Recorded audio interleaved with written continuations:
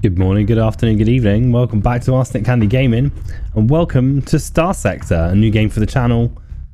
A relatively new game for me as well. I have basically gone through the tutorials a bunch of times. I've done the opening of the game 3 or 4 times now, mostly because I don't last very long. It's a fun, open world, single player, space, role-playing, exploration, economic, pirate, military, whatever you want to be simulator. Basically, we're a space captain seeking fortune and glory however we choose.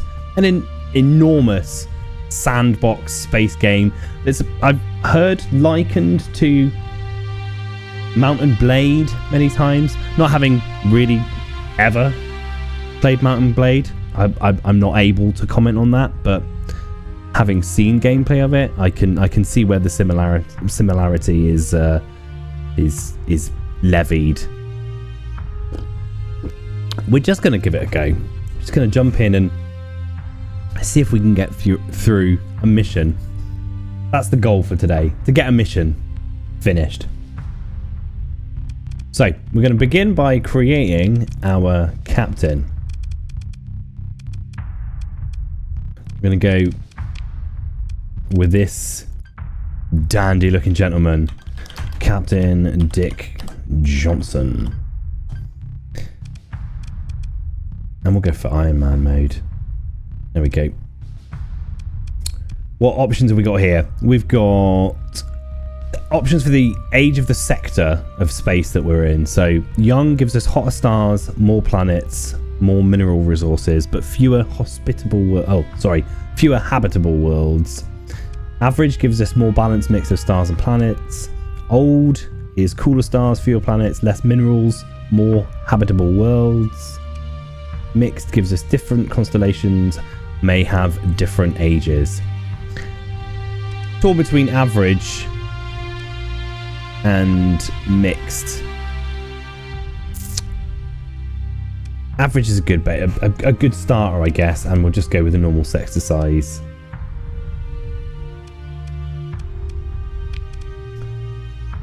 Our most recent occupation was a bounty hunter commanding a Wolf-class frigate, a scavenger commanding a Wayfarer-class combat freighter, an explorer leading a salvage expedition from on board an Apogee-class cruiser, a mercenary leading a small force from on board a Hammerhead-class destroyer, or a freelancer doing whatever jobs you've been able to find.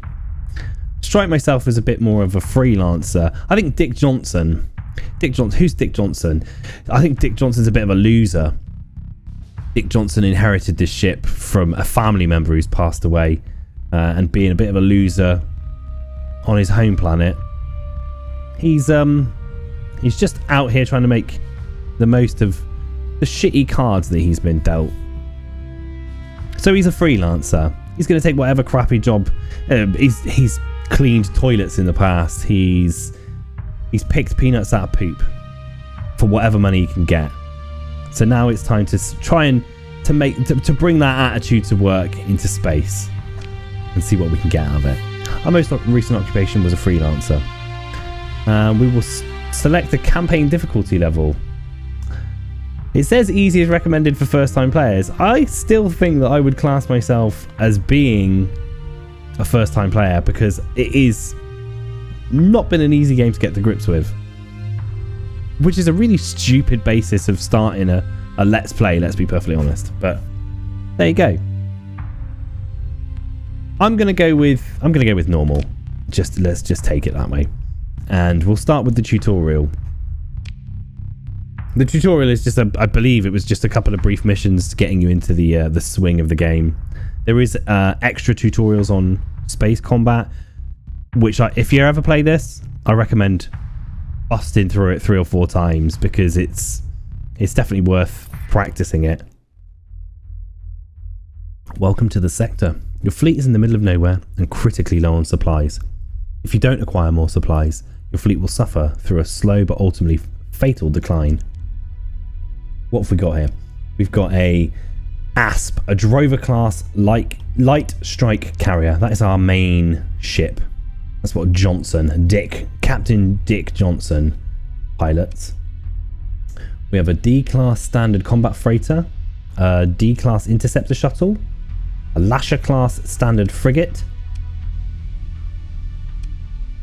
a Tarsus D-class standard freighter, a light tanker, a Piranha bomber. This Piranha deploys unpowered conventional bombs en masse, relying on momentum to deliver the payloads. The maximum damage potential is extreme, but most targets can either avoid or shoot down many of the bombs. Well, then it's pretty useless. Gladius fighters. Fast, deadly and well armoured, the Gladius excels at improving both the firepower and survivability of interceptor groups. There we go. That's what we've got. Fortunately, there's a debris field nearby. Move up into it and activate your scavenge ability to search it for useful cargo. It's possible to scavenge through the same debris field multiple times, but there are diminishing returns and increased risk with each attempt. Only scavenge once here. Make sure to take all of the supplies and any other valuable cargo, but feel free to leave the cheap and bulky metals behind. Get your fleet moving, click on an empty space in the direction you want to move. Here we go. Let's get out into space, boys and girls. Let's move up into this debris field up here.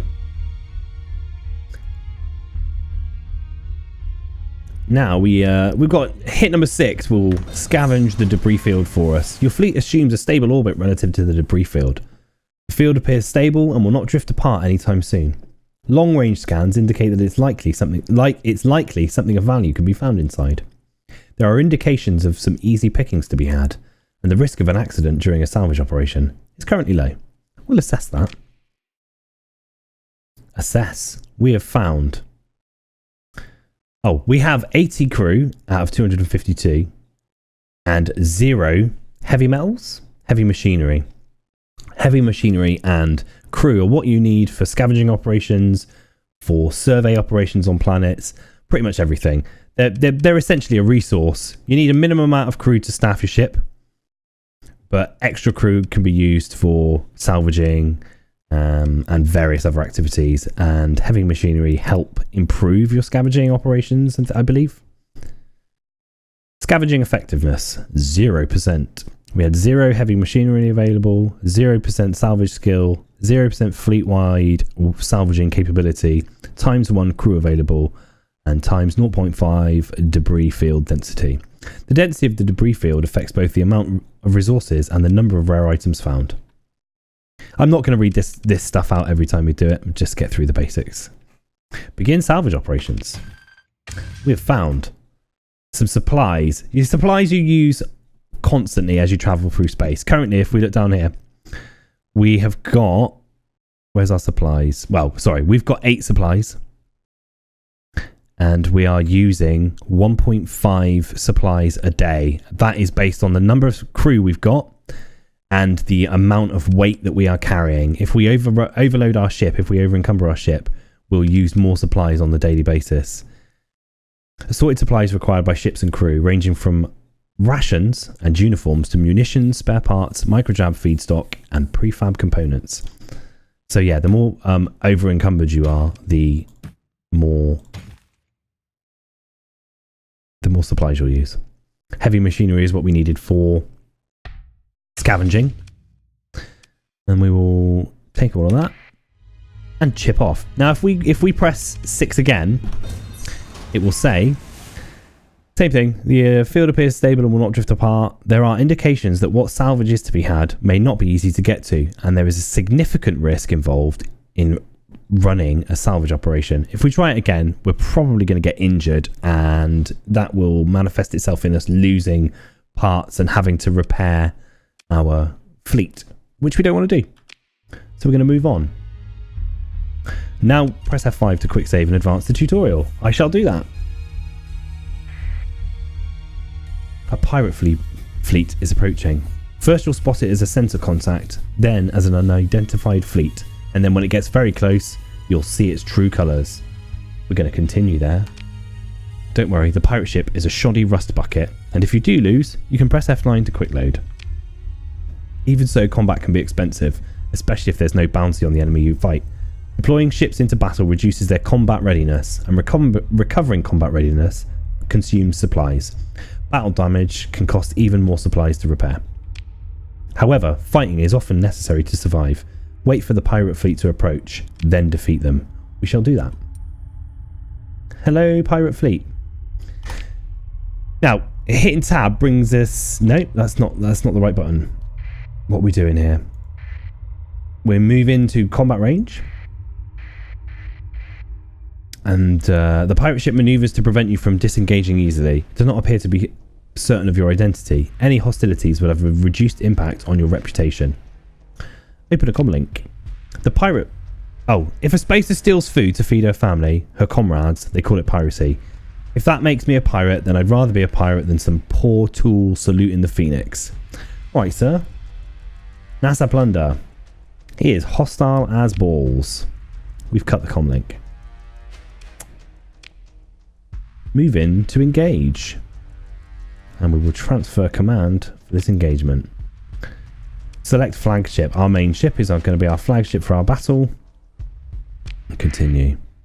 You can select which ships to deploy at the beginning of each battle and deploy reinforcements as the battle goes on. Deploying a ship reduces its combat readiness by a fixed amount. In addition, ships will begin to gradually lose combat readiness after their peak readiness. Recovering combat readiness takes time and consumes valuable supplies. We're going to deploy all of our ships just to get this fight out of the way nice and quickly. Combat's not going to be primary focus for me. I like the idea of exploring, maybe doing some planet surveys, but combat is inevitable. And who knows where Dick Johnson's path is going to take him. He's desperate. He doesn't want to have his hand down a space toilet anymore. He'll take whatever jobs he can get.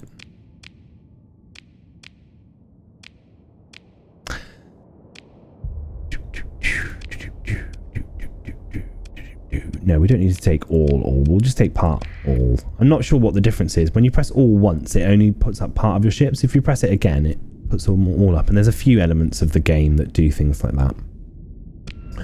So this is our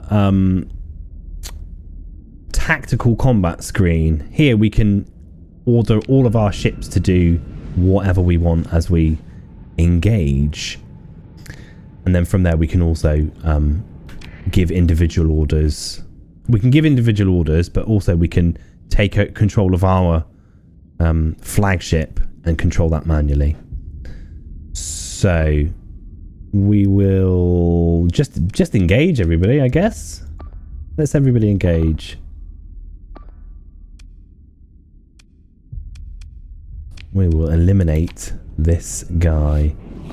And then if we come onto here, we can either show the video feed of our selected ship, or I believe we can just take control by taking control. We will watch the video feed though and see what happens.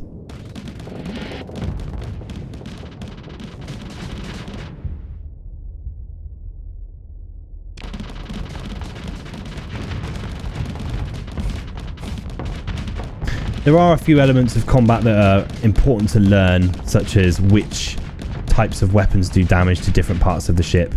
Kinetic weapons such as your missiles and your flat cannons, etc. They damage shields better than an energy weapon will. Energy weapons will damage the hull better than a kinetic weapon will. And then you have things like iron energy weapons that will damage internal components and reduce effectiveness of things like piloting, engines, shield, stuff like that.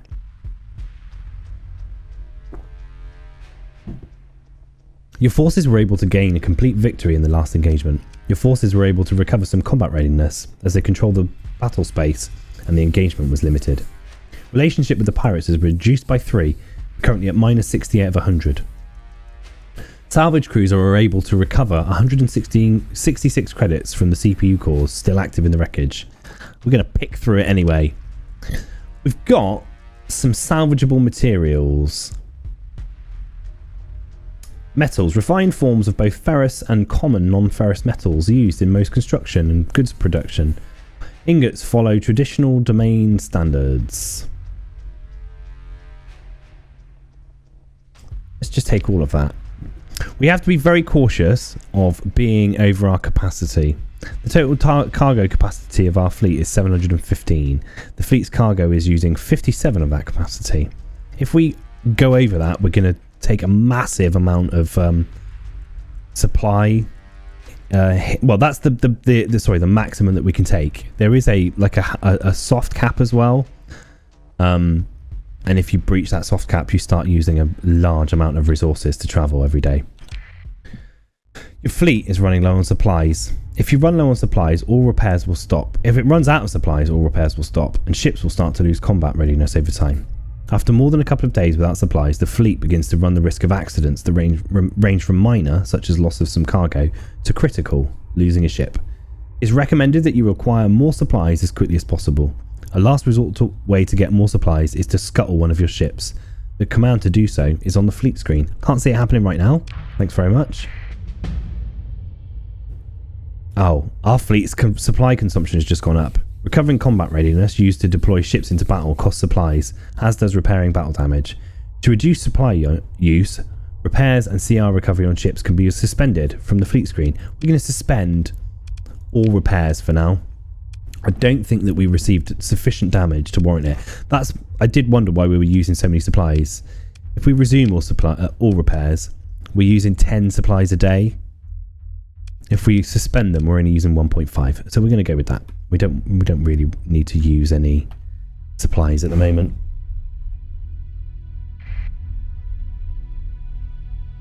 We've gained a level. Normally you gain 1 character point with each level up, but you can get an additional 3 points at the start of your campaign. You can spend each character point to increase aptitudes and skills.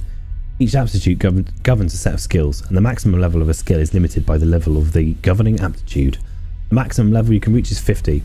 Once character points are spent, they cannot be refunded. Press C to open the character tab and consider your options. You don't actually have to spend the points now if you don't want to. We will.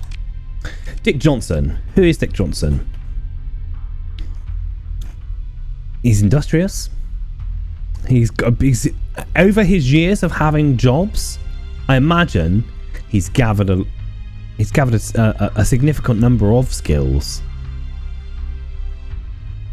What skills have we got? Safety procedures. That definitely seems like something Johnson would be into. Practical experience under conditions of extreme wear on equipment is invaluable, and the lessons learned can extend the life of both the equipment and the crew operating it. Now what we can do here is we can level up each section by 3, and I believe once we've leveled it up to 3, we can get the highest level of this. We could possibly I'll just show you. We click once on there, we can get the first level in that. We can't get any more levels in it until we've got a second level of it, and then we can get the second level of that. So what would be good for Johnson?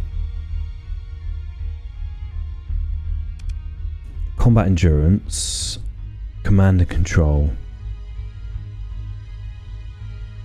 Maybe he's not the greatest commander yet, but I think our starting, we should definitely we definitely know a little bit about safety procedures. We'll lose 33% less crew due to hull damage in combat, and we'll lose 30% less crew in non-combat operations. I think a little bit. We'll go with a little bit of combat readiness, only because we've just Johnson's had his first fight, where it might have been a bit useless before, and was the ship's toilet cleaner on the first ship he ever worked on. But in this time there, he's definitely learned how to be a bit more safe and a bit more practical. He's overheard his superiors discussing tactics to reduce loss of life, etc. So he's got a few skills there, and he's just picked up some skills, mainly by luck, in his first engagement. But there we go. He's got some skills under his belt now. Johnson. Shortly after dispatching the pirates, you receive a tight beam communication from the system's main inhabited world, Ansira. The message is brief and asks you to travel there and contact Station Commander Ashley as soon as possible. Okie dokie. Let's lay in a course for Ansira. You don't need to do this to travel, but it helps keep track of where you're going and how long it'll take to get there. After dismissing this dialogue, press E to open the intel screen to view the details of the message you've just received. Select the message and click on the show on... Yeah, we don't need to read all of that. We want to go on that one. So we press E, that brings us to this, which will be a list of all the current missions that we have or are available. I think you receive missions via your radio at all times, but missions that you receive on your radio have traveled through space. So if we've received a radio signal from one of the systems over here, it could have been in transit for 45 days or thereabouts. It will take a long time for the message to travel from there to here. So there's a good chance that maybe the missions are actually over before we ever receive the radio call, or will be soon if we don't accept the mission immediately. Our mission: stabilize the jump points. Contact Station Commander Alison Ashley at Insera. So if we click on that, that will show us, well, this is where we are. Is it? Yeah, that's where we are. And that's where we're going. So if we click on that, it should automatically take us there. So right click on that. Guides us in. Now we can just let it fly on its own. If you hold down shift, it does speed up time a little bit. But our fleet is en route.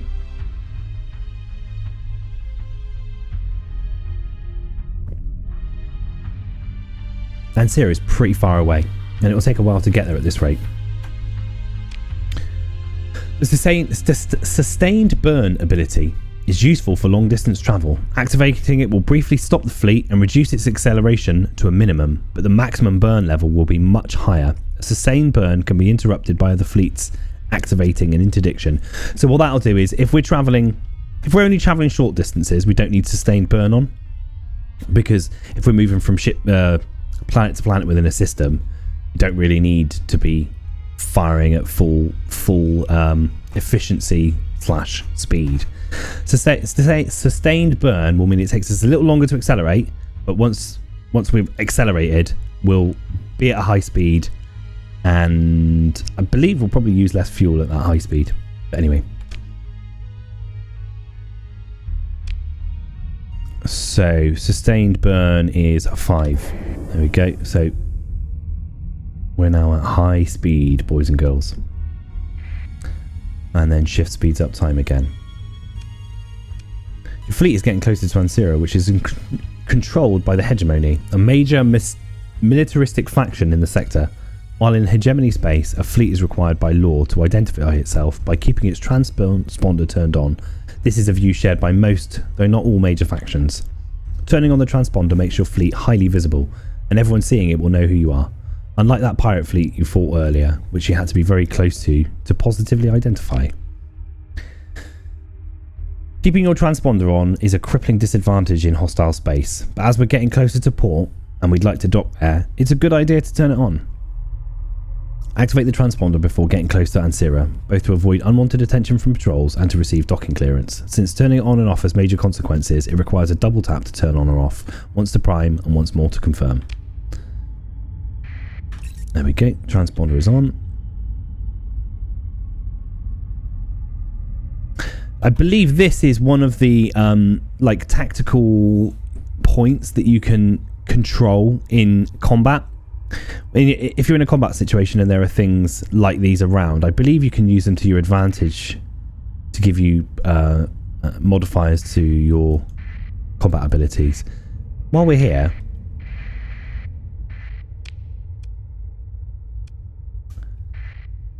I would like to go over here. Could we do that, please? Maybe it won't let me. Why won't it let me?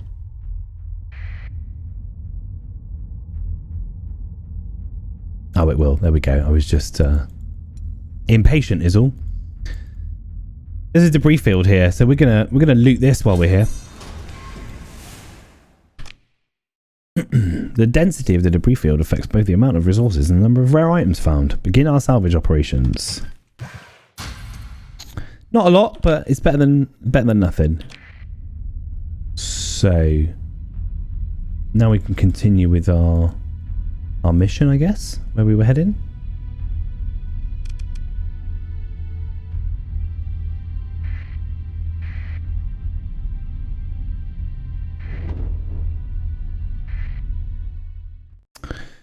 Your fleet approaches the jump point. This jump point is unstable and cannot be used. Oh, that sucks.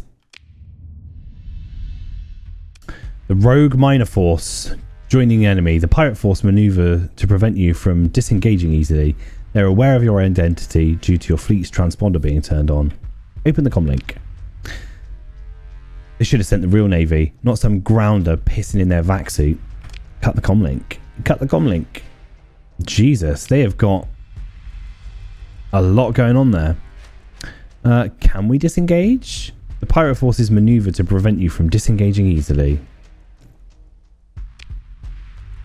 They pursue us.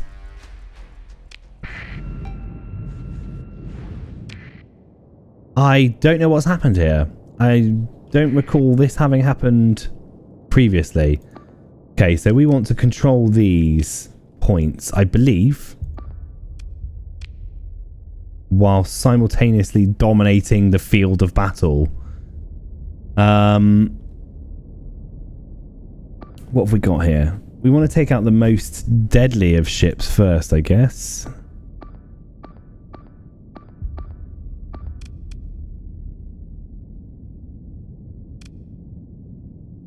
Can we avoid these? Avoid. Avoid. Avoid. Avoid. Avoid. Eliminate. Maybe it might be better the other way round, but I think that's possibly the way to go for now. Come on, boys and girls. Come on. This could be the end of the episode. I'll be perfectly honest with you. This could be the end of the episode. I don't recall having to fight these guys or anybody the last time I undertook this mission. We've inadvertently turned off our autopilot. Jesus, guys. This is preposterous.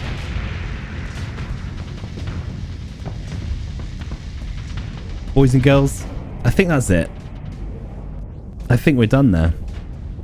We didn't make it to the first mission, let alone through the first mission.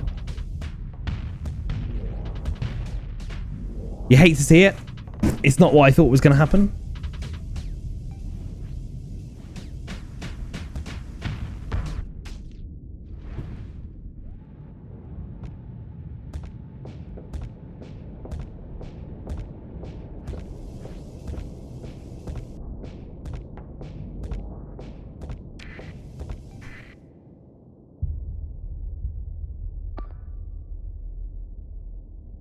I'm absolutely baffled. I'll be perfectly honest with you. I'm absolutely baffled why we were given a mission that threw us directly into a pirate fleet of such strength.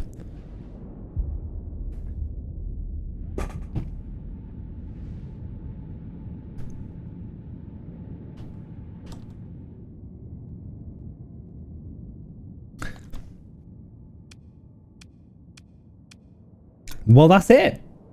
Thanks for joining us. That's really disappointing. Don't forget to comment about how bad that was. Like the video, subscribe to the channel, and let's slap up a different one.